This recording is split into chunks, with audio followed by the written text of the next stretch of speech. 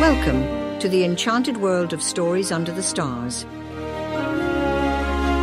Join us under the stars, where mysterious storytellers reveal enchanted worlds filled with heroes, curious beings, lost lands, strange encounters, and adventures that stretch across time and imagination, and stories that unfold where the ordinary meets the extraordinary.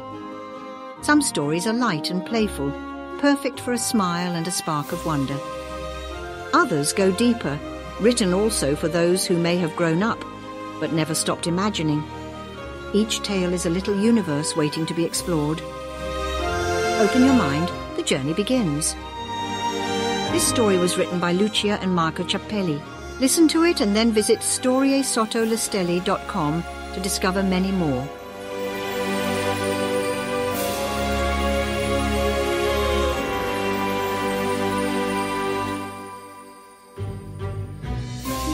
The out-of-tune instruments. On the bank of a stream, where a great many colourful little fish swam, lived a small family. Mamma, Babbo and their 7 children, 4 boys and 3 girls. Their house was a bit far from the town of Strumentopoli, but being close to the stream and next to the great forest made it a wonderful place to live. Mamma lovingly tended the vegetable garden. Babbo, on the other hand, was a woodworker who crafted musical instruments from the finest trunks, chosen among the sturdiest and most fragrant trees in the forest. The children went to school in the village. In winter they reached it on skis, while in spring and autumn they rode in a cart pulled by 2 young deer, one white and one black, like the keys of a piano. Before they left, Babbo counted them one by one to make sure no one was missing. Then, as he did every day, he reminded them, "Behave yourselves, don't skip school, and remember the tale of Pinocchio and his nose." Those words always ended with a smile from everyone. Babbo would then return to his workshop. His instruments were well made, using excellent materials. But there was one problem. They were out of tune. Still, as a good luthier, he didn't lose heart. His passion for music was so strong that teaching his children to play had become a joy.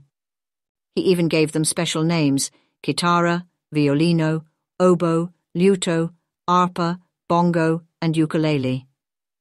Mamma didn't object. Of course, naming them after vegetables might have been funny, but their village friends probably would have made fun of them.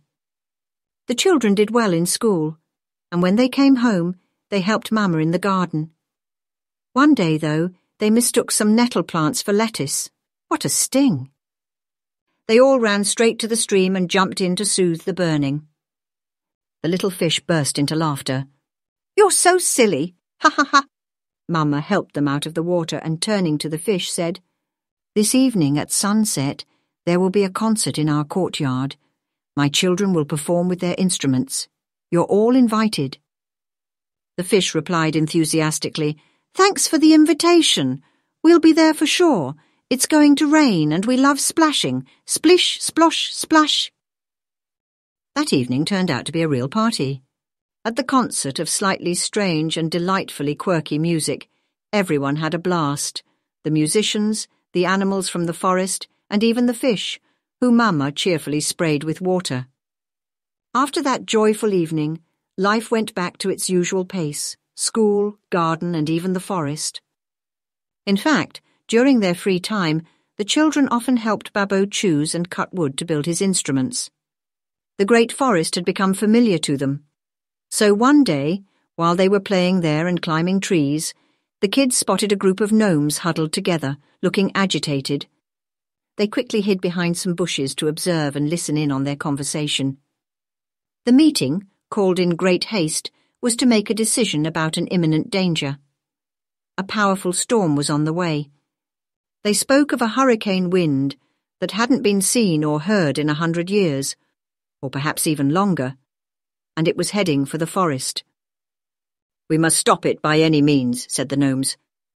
So they decided to call on an old ally, the great warrior of the mountain, armed with a sword and magical powers. He was the one who, in the past, had already defeated dragons and even extraterrestrials who had tried to conquer Earth. The 7 children, alarmed by the news and determined to help in the battle, ran quickly back to the house, also to warn the villagers of the impending danger. Meanwhile, the wind drew closer. You could hear it from afar, wild and howling. As it passed, the trees bent until their tops brushed the ground. Some swayed, others snapped, and a few were completely uprooted. The people of Strumentopoli, who had begun to feel the wind blowing through the village streets and saw the great warrior descending the mountain, grew concerned, but they didn't panic.